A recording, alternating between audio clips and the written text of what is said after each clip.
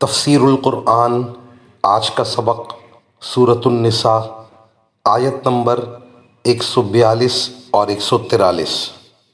اعوذ باللہ من الشیطان الرجیم، بسم اللہ الرحمن الرحیم۔ ان المنافقین یخادعون اللہ وہو خادعوہم وَإِذَا قَامُوا إِلَى الصَّلَاةِ قَامُوا كُسَالَىٰ يُرَاءُونَ النَّاسَ وَلَا يَذْكُرُونَ اللَّهَ إِلَّا قَلِيلًا مُذَبْذَبِينَ بَيْنَ ذَلِكَ لَا إِلَىٰ هَٰؤُلَاءِ وَلَا إِلَىٰ هَٰؤُلَاءِ وَمَن يُضْلِلِ اللَّهُ فَلَن تَجِدَ لَهُ سَبِيلًا۔ ترجمہ: یہ منافق اللہ کے ساتھ دھوکے بازی کرتے ہیں، حالانکہ اللہ نے انہیں دھوکے میں ڈال رکھا ہے، اور جب یہ لوگ نماز کے لیے کھڑے ہوتے ہیں تو کسمساتے ہوئے کھڑے ہوتے ہیں، لوگوں کے سامنے دکھاوا کرتے ہیں اور اللہ کو تھوڑا ہی یاد کرتے ہیں۔ یہ کفر و ایمان کے درمیان ڈان و ڈول ہیں، نہ پورے طور پر ان مسلمانوں کی طرف ہیں نہ ان کافروں کی طرف، اور جسے اللہ گمراہی میں ڈال دے تمہیں اس کے لیے ہدایت پر آنے کا کوئی راستہ ہرگز نہیں مل سکتا۔ ان آیات میں منافقین کے کردار پر مزید روشنی ڈالی گئی اور ان کا طور طریق بیان کیا گیا۔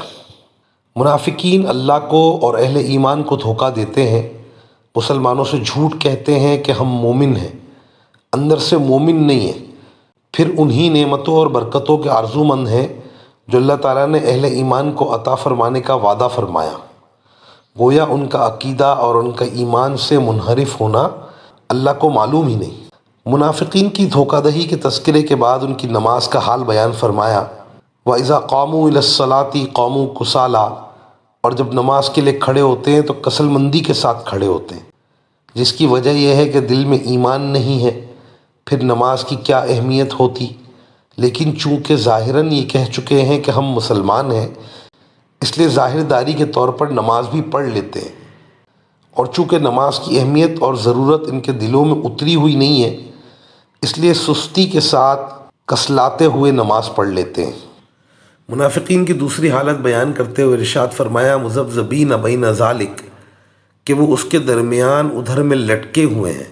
مزید فرمایا، لا الہ ہؤلاء ولا الہ ہؤلاء، یعنی منافقین بظاہر دونوں طرف ہیں، مسلمانوں سے بھی ملتے ہیں اور کافروں سے بھی، اور ہر ایک کے ساتھ اپنی محبت اور دوستی ظاہر کرتے ہیں، لیکن حقیقت میں نہ ان کی طرف ہیں نہ ان کی طرف۔